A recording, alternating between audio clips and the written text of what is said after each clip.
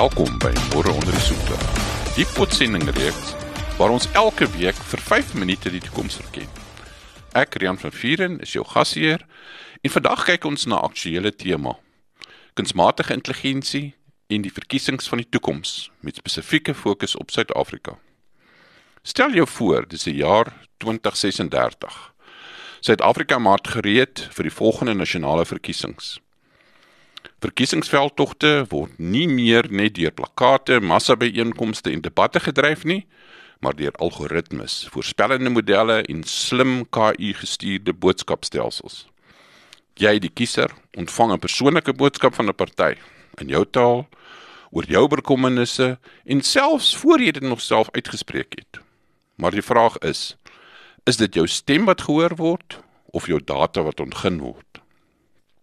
KI-tegnologie ontwikkel vinnig en hulle staan gereed om elke fase van die verkiesingsproses te verander.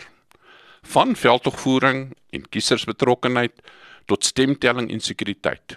Dit bied opwindende moontlikhede, maar ook gevaarlike uitdagings. Kom ons begin met veldtogvoering. Politieke partye in Suid-Afrika gebruik reeds data om strategieë te bepaal, so stemgedrag in sekere streke, sowel as meningspeilings. Maar met KI gaan dit verder gaan. Met genoegsame data kan algoritmes gedetailleerde psigo-analise profiele van kiesers skep. Dit beteken, partye kan boodskappe uitstuur wat presies aanpas om jou emosies en vrese aan te spreek. In 'n land soos Suid-Afrika, met 'n geskiedenis van verdeeldheid, is dit riskant. Wat as verskillende gemeenskappe elkeen 'n ander weergawe van dieselfde politieke belofte ontvang? Waarin verdwyn die gedeelde feite en 'n gesamentlike waarheid? Maar KI word nie net gebruik om te oortuig nie. Dit kan ook help om misinformasie te beveg, 'n toenemende wêreldwye bedreiging. Diepfoppe, vals nuus en gemanipuleerde beelde kan verkiesingsuitslae beïnvloed. In Suid-Afrika, waar openbare vertroue broos is, kan KI-instrumente help om inhoud na te gaan en waninligting te merk. Maar wie bou die instrumente en watter vooroordeele skuil in die algoritmes?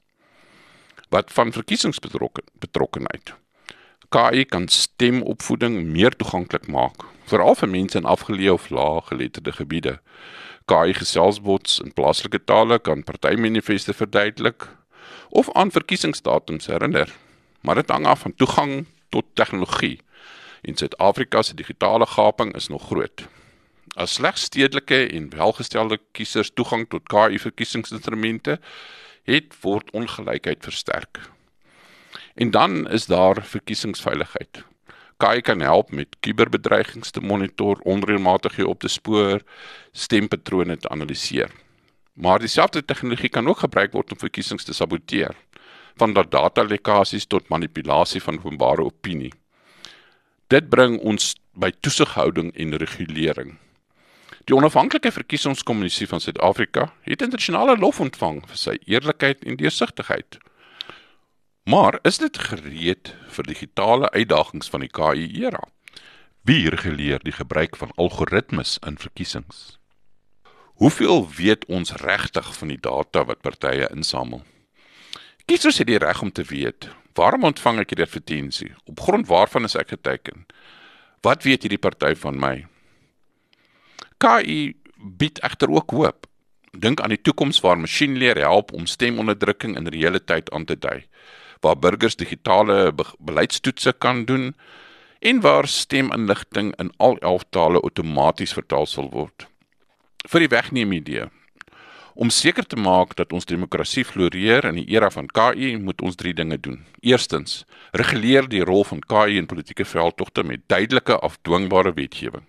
Tweedens, skep openbare bewustheid, sodat kiesers verstaan hoe hulle data gebruik word. Derdens, belê in digitale geregtigheid en geletterdheid, sodat niemand agtergelaat word nie. Want geen algoritme moet kan besluit oor die siel van die nasie nie. Verkiesings gaan nie net oor data nie, hulle gaan ook oor mense. En die keuses moet altyd menslik bly. Dankie dat jy saam geluister het na Môre onder die Soeklig. Tot volgende keer. Bly nuuskierig, bly waaksaam en bly vorentoe kyk.